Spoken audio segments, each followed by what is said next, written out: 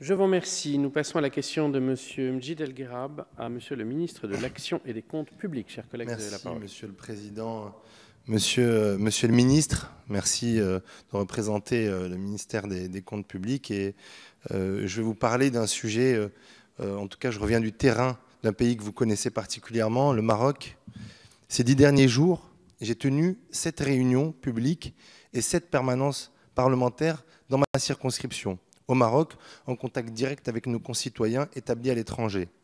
Parmi les sujets qui cristallisent le plus les préoccupations et même la colère des Français de l'étranger, c'est celle de leur assujettissement à la CSG et à la CRDS, dont je voudrais débattre avec vous aujourd'hui.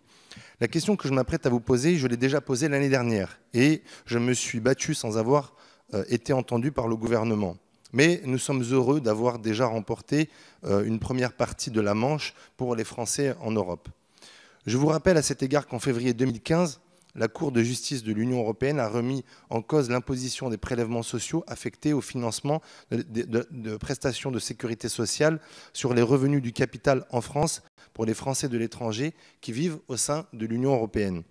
Dans le cadre de cet arrêt de 8 heures, la CJUE a exigé de la France qu'elle restitue la CSG et la CRDS qu'elle avait indûment prélevées. Il y a lieu de s'en réjouir, mais comme vous le savez, cette décision ne s'applique qu'aux personnes affiliées à un régime de sécurité sociale autre que français, couvert par la réglementation communautaire. Nous avons donc remporté, comme je vous l'ai dit, une première manche, mais ce n'est pas suffisant. L'extension de la solution de la CJUE à tous les non-résidents n'a pas été acceptée par le gouvernement lors du dernier projet de loi de finances. En effet, pour le moment, les Français de l'étranger établis en dehors de ces zones, ils sont encore assujettis. J'y vois une inacceptable distorsion du principe d'égalité qu'absolument rien ne justifie.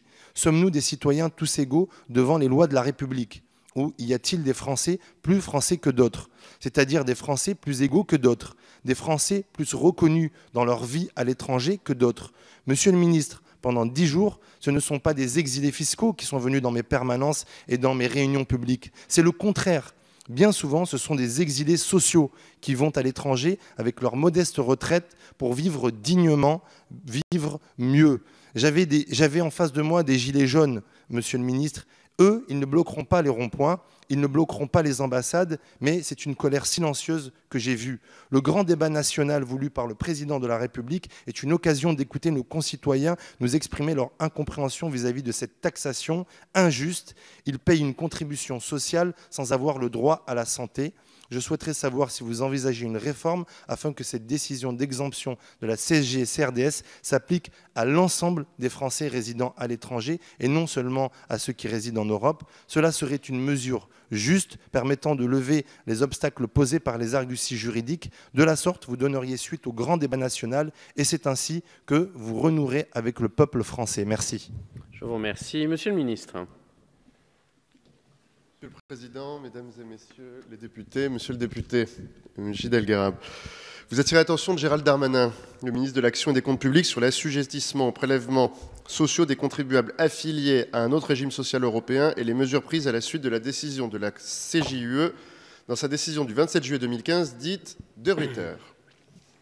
L'article 26 de la loi de financement de sécurité sociale pour 2019 a déjà mis la législation française en conformité avec cette décision.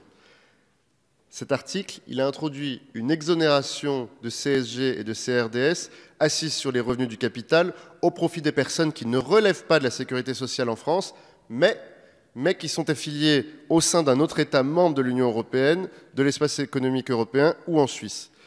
Cette jurisprudence et l'exonération qui en découle se justifient par l'existence d'un système coordonné de sécurité sociale organisé au sein de l'espace européen. Elle est justifiée par l'existence de ce système coordonné. La différence qu'il y a avec ceux qui sont en dehors de cet espace européen, c'est l'absence de ce système coordonné. Toute personne affiliée au sein de l'espace européen participe au financement du seul régime de sécurité sociale dont il ou elle dépend, indépendamment de l'État dans lequel il réside fiscalement. Et si cette personne est affiliée à un autre État de l'espace européen, alors elle n'est pas assujettie.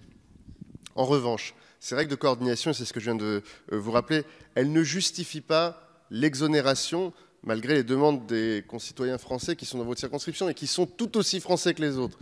Elle ne justifie pas l'exonération de l'ensemble des personnes qui résident hors de France.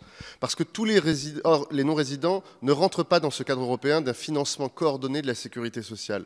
En effet, on ne peut pas considérer que l'ensemble des personnes résidant hors de France pourraient déroger à l'assujettissement de leurs revenus du capital à la CSG et à la CRDS au simple motif qu'ils auraient d'ores et déjà contribué au financement d'un régime européen de sécurité sociale, puisque ça n'est pas le cas. De fait, aujourd'hui, tous les revenus du capital de source française ont vocation à être soumis à l'impôt sur le revenu et aux prélèvements sociaux, que le bénéficiaire soit fiscalement domicilié en France ou non. C'est le principe d'universalité de l'assiette. Et c'est ce principe-là qui, dans une logique de solidarité nationale, vise à inclure l'ensemble des revenus de source française dans le financement de notre système de protection sociale. Et la jurisprudence de Ruyter, elle ne change rien. Elle ne fait que tirer les conséquences du financement coordonné de nos systèmes de sécurité sociale. Donc encore une fois, le principe, c'est bien celui de l'universalité. Je vous remercie. Monsieur le député, vous souhaitiez intervenir? Oui, merci, monsieur le ministre. Et effectivement, la législation européenne obligeant la France à appliquer sa réglementation, la France s'y est conformée lors de nos derniers débats de fin d'année 2018. Mais encore une fois, sur les frontons de nos mairies étaient inscrits en gros liberté, égalité, fraternité. Aujourd'hui, le principe d'égalité, qui est un principe constitutionnel, qui est un principe fondamental pour notre vie en commun et pour notre pays. Aujourd'hui, ce principe, je suis désolé, mais il n'est pas appliqué. Et moi, je suis prêt, avec d'autres de mes concitoyens, à saisir le Conseil constitutionnel via une question prioritaire de constitutionnalité pour casser cette décision et faire en sorte que ce qui est appliqué à nos concitoyens qui vivent en Europe le soit à mes concitoyens qui vivent en dehors d'Europe. Et je ne parle pas que pour celles et ceux qui vivent dans ma circonscription. Je parle pour les 3,5 millions de Français qui vivent à travers le monde et qui, à chaque débat dans les ambassades, dans les réunions publiques, encore hier, le président de la République au Caire, sont une richesse pour notre pays. Mais alors il faut qu'on le reconnaisse et surtout qu'on les traite d'égal à égal. Voilà. Merci, monsieur le ministre.